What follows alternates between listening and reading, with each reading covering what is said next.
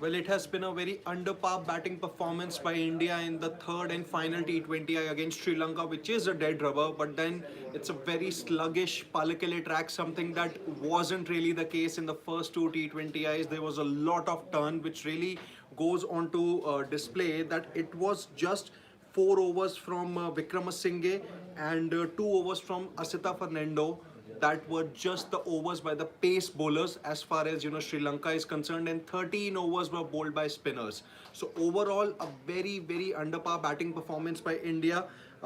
They have just managed 137 for 9. At one stage India were 48 for 5, but a great recovery, all thanks to Shubman Gill's 39 of 37.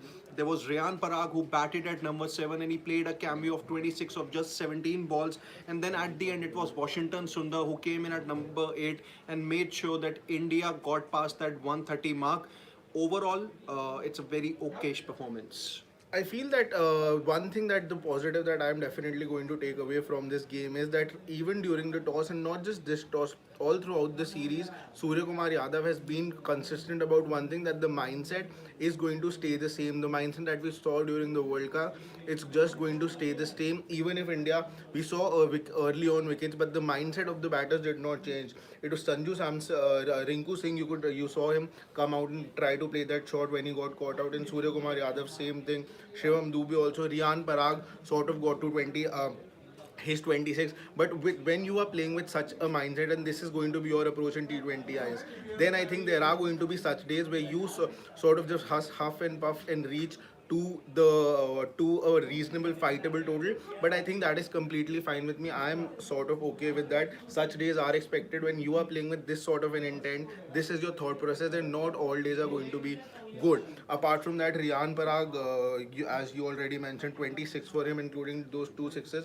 Shubman Gill played that anchor role. He took the Indian innings a little deep. He played sort of a runner ball innings. So I still feel that it's not going to be an easy chase for Sri Lanka, because we heard that if heard it at the toss also, the wicket does sort of get slower. Yes. Going ahead also. So Indian spinners all, again, Riyan Parag with the ball will play. It would be a really crucial test for Riyan Parag, how he goes about his bowling today. You have Ravi Bishnoi, so you even got in a Washington Sundar today. So it's going to be a test of the bowlers and also of the captain Surya Kumar Yadav, who in this tournament is in this series I think is going to be under pressure for the second time. The first time when the Sri Lankan batters went after the Indian bowlers during the first T20I, and I think now, so it will be interesting to see how India takes this challenge on. Yeah, I think if we talk specifically about India's batting, let's just start with the openers, Jaiswal and Shubman Gill. I think they have done enough to make sure that their place is sealed for the upcoming T20I series against Bangladesh and South Africa, where India will tour in November for a 4-match series. When we come to Sanju Samson, I think it's fair to say that he hasn't really been able to make the most of the 2 chances that he has got in this series. Remember, he opened the innings in the second T20I because Shubman Gill missed that match due to a back spasm, and in third T20I India due to a neck spasm, and in third T20I Rishabh Pant was rested.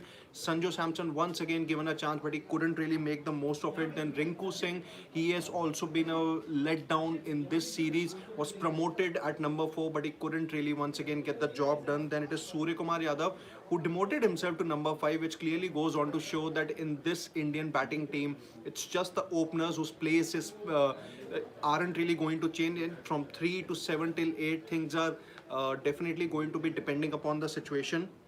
For Shivam Dube also, okay, it's just one innings that he didn't really get that big score, but then I think he'll probably be persisted with. And overall, Riyan Parag, he did well in the first T20I with the ball, and he came good with the bat now. So I think in case of overall, in a nutshell, it's Sanju Samson, I think, who probably might be missing out on a place in the future T20I series. But I think Rinku Singh, with the kind of reputation that he has developed over the past 1.5 years in the T20Is, I think he'll still be persisted with, and same would probably be the case with Shivam Dube. And more than just the flexibility about this team, something that I could see here is that Surya Kumar Yadav promoted. Even during the pre-match show, I talked about this fact that maybe you could see batters coming up the order, because you have seen 4 players being rested. An opportunity is being given to the other players also. So maybe you could see batters coming up the order. I think the batting order, what you have seen in the first two T20Is, it's going to be somewhat of that sort. Today it was just about giving others the game time.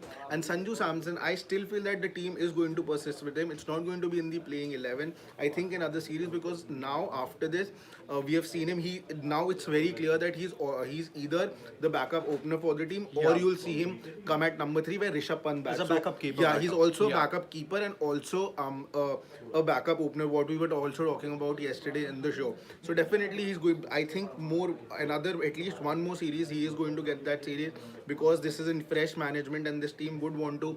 Gautam Gambhir, Surya Kumar Yadav would want to give him another chance, but the rope is not too long for Sanju Samson anymore after this. Yeah, so I think let's just take a few comments before we, I think, prepare for the post match. Yeah. So there is, I think, let's first of all, take the super chat.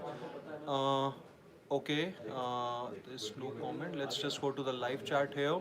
So Dex has a comment said, why Tikshna did not bowl like this when the series was alive. I think, yeah, with Tikshna, one of the things that we have seen over the years is that he hasn't really been that consistent, when the team needs him to. So overall, I think Tikshna is pretty much like that, Ajanta Mendes category. He has come, is given those, brilliant performances, does well in a flash, and then later he disappears with his displays. So that's pretty much the thing. Inconsistency is hurting him. RG has asked, Yeah. Akshar Patel was missed today. He's a fantastic batsman in these kind of circumstances. Yeah, definitely. Yes, he but is. again, he wasn't dropped in this side. He was just given that rest just to test the other players. You have a Washington Sundar who came in today. He did not he will be somebody who would be. He did score with the bat also 25 odd runs. Crucial, I think, clutch runs that could Yes. sort of be useful runs as we move ahead. So just a couple of more comments. Vasudev Joshi has a comment that Sanju Samson is clearly struggling to score on slowish pitches. Yes, that's been the case since 2020 now. 2021, in fact, when India toured Sri Lanka, that was also the time when Sanju got those consistent opportunities but couldn't really do well. And I think finally, maybe just one more comment that could have Vivek Anand VGS has said that Ruturaj Gaikwad could have been great in this series. Absolutely. I think the way he performed in Zimbabwe was top notch, and he would have been, great in this series, knowing that he's a great player of spin and can also play that waiting game. So I think, yeah, that's pretty much about it. So what's your prediction for the final score? India 3-0? I'm I going with think it's that. going to be a close fought game. Okay.